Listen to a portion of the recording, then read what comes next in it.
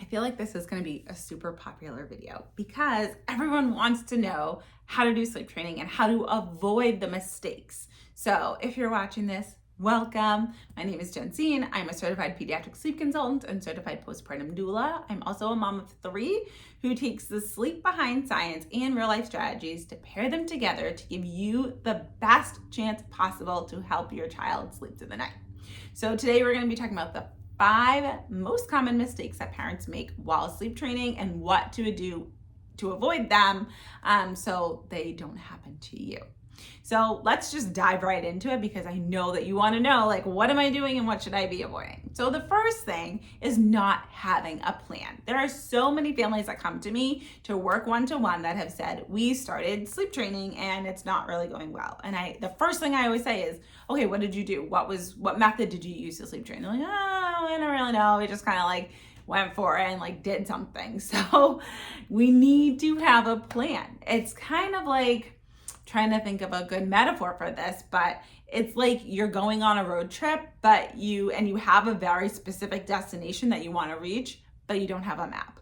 So you're just kind of winging it and hope like, oh, I hope this road is going to take us there. And oh, well, I see this road that might be a shortcut. Let's just try it. So really not like you have the destination in mind, but not having a map to get there is going to get you into trouble. You're going to have way more pit stops. You're going to have to turn around. You're going to lose your direction way more often than needed if you just had a map in the first place that tells you exactly what to do and the next place to turn in order to be able to reach your destination fastest. So that's exactly what happens when parents go into sleep training and just kind of wing it. They say, oh, my neighbor told me they just put their baby in their crib and they just kind of figured it out and they went into pad every couple of minutes.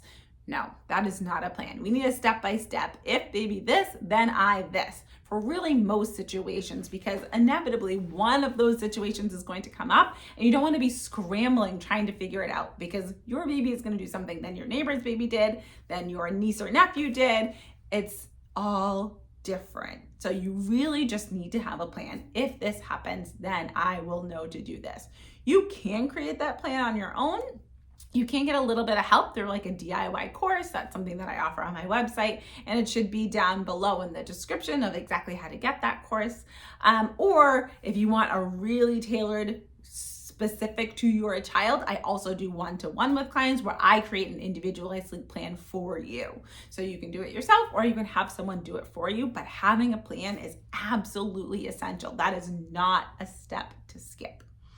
Number 2, the biggest mistakes that families make is not setting up the sleep environment. So they're not really thinking about, okay, what do I need in order to make this successful? I just finished working with a family. It's a mom and a dad, the baby that we're sleep training who's 6.5 months, and then there's an older sister. So the goal was to sleep train in the parents' room and then move him into the older sister's room once he was sleeping through the night. But due to limited space, we could move the baby to the opposite end of the room, but he could still very easily, if he sat up in the crib, see the parents and want them to support him. So once we were able to create a separation, we actually used a slumber pod, which I can link below as well. It was a game changer. From that first night that they used it, he slept through the night, because they set up the room environment in a way that was conducive for him to be able to use his own skills without seeing someone that was going to give him the support. Because if you wake up and your favorite person is in the room in eyesight, you're not just going to roll over and get back to sleep, especially if it's a little bit difficult and a skill that you're still learning. You're going to sit up, you're going to call out to them, and you're going to want their support. You're going to want to hang out with them. So really creating the environment that's conducive to sleep so they cannot easily see you is also going to be a game changer. So we sometimes have to get creative. Is there like a bathroom, a half bath that we can put the baby in to sleep train for the night? Can the parents sleep on the couch and the baby have the bedroom until they're sleep trained and we can move them in with an older sibling? Can we put a slumber pod over the pack and play or over the mini crib to create that bit of separation, or put up a partition? Really thinking about how can we set this environment up so it gives the illusion of their own space, even if they can't actually have their own space. So number 3, being inconsistent. We have to have consistency. And this gets really tricky when we are worried that our babies are teething, when they maybe got sick in the middle of sleep training, when we didn't have a plan and we're just winging it, and one night we react this way and the next night we react this way. So being super consistent for at least 10 days is going to make the difference. So every time your child wakes up, you are reacting the exact same way. You are doing the same thing. You are saying the same thing. You are standing in essentially the same place. Everything is the same, because the basis of sleep training is that we want them to know what to expect when they wake overnight and how to get themselves back to sleep when they wake up on their own.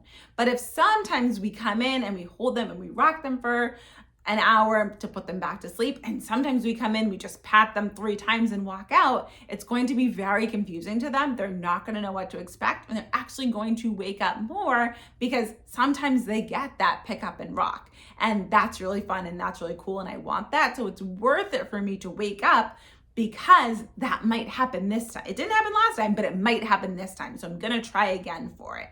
So really just being super consistent, so you know exactly what you're gonna do every single time your baby wakes up, and they know exactly what's gonna happen every time they wakes up, makes it easier for everybody. Especially at 2 a.m., you don't wanna have to think, okay, what am I supposed to do this time? Am I supposed to do this? Am I supposed to do that? Just having the plan, being consistent, and knowing every single time I wake up, I half awake, stumble into the room and do this, it makes life easier for you. Nobody can think their best at 2 a.m. when they've just been woken up suddenly by their baby crying. So tip number 4. There are not going to be instant results, so you cannot give up too soon. A lot of families, again, will come to me to work one-to-one and tell me that they started sleep training with their baby and that didn't work for their child. Sleep training doesn't work for us. And I say, well, how long did you do it for? And they say, a day or 2. That does not count. We don't see instant results. Nobody learns a skill in a day or 2. You do not go to a new job and master it in a day or 2.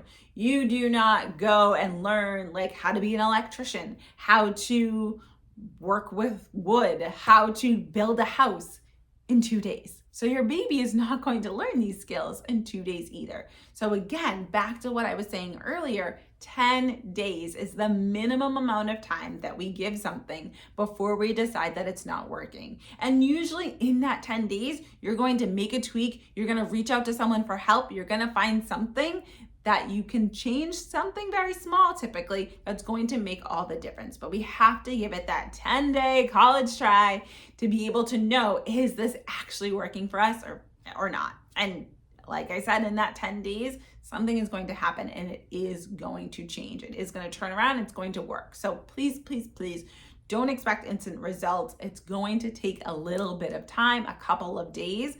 But really, if you cut out the middleman, go straight to a sleep consultant, have them work with you in home, you're gonna see results in 3 days. There's no fluff, you're just going straight to the point. If you are working virtually with a sleep consultant, it's probably gonna be about 5 days, because there's gonna be a little bit more back and forth. The sleep consultant's not gonna be there in your home seeing the strategies being done to know where exactly to point you in the direction. But it's still gonna be happening virtually, so it's gonna take a couple more days, but you're gonna get there. If you're doing it DIY, it's probably gonna be closer to that 10 days, maybe 14, but you are gonna see the results. If you're doing it on your own, it may take a little bit longer, especially if you're not inconsistent or didn't really have a plan to begin with. So do not expect instant results. Nobody gets instant results learning a new skill. And then the 5th and last thing that's probably the most important is that the parents need to be on the same page. I can't tell you how many times I have turned clients away because one parent really wants to sleep train and one parent does not. One parent really wants to do cry it out and the other one wants to do a very, very gentle type of sleep training. You need to have the same end goals of, I want my baby to sleep in this location, this schedule, this timing. It's really, really difficult if one parent wants to co-sleep and one parent wants to sleep train, because that parent that wants to co-sleep isn't going to be consistent with the strategies. They're going to pull baby into bed at 4 a.m. and confuse them even more. So really having both parents be on the same page is going to make all of the difference, because if the parents are on the same page, you're not going to have a plan. You're not going to have a great sleep environment. You're not going to be consistent. You're going to expect it to be instant because you want your baby to learn this before the other parent has to come in and do the strategies with them. All of the first 4 are going to fall away if you aren't working together and on the same page. So really making sure that is the most important thing. In my DIY course and when I work one-to-one with families, we talk about goals. What do you want from this? What schedule do you want? Where do you want them to be sleeping? It's something you have to collaborate on together so you know that we both want the same thing out of this. And oftentimes as you're talking, you might realize, wow, you have really different views about this than me. So let's get into it. Let's talk about it and come to an agreement together.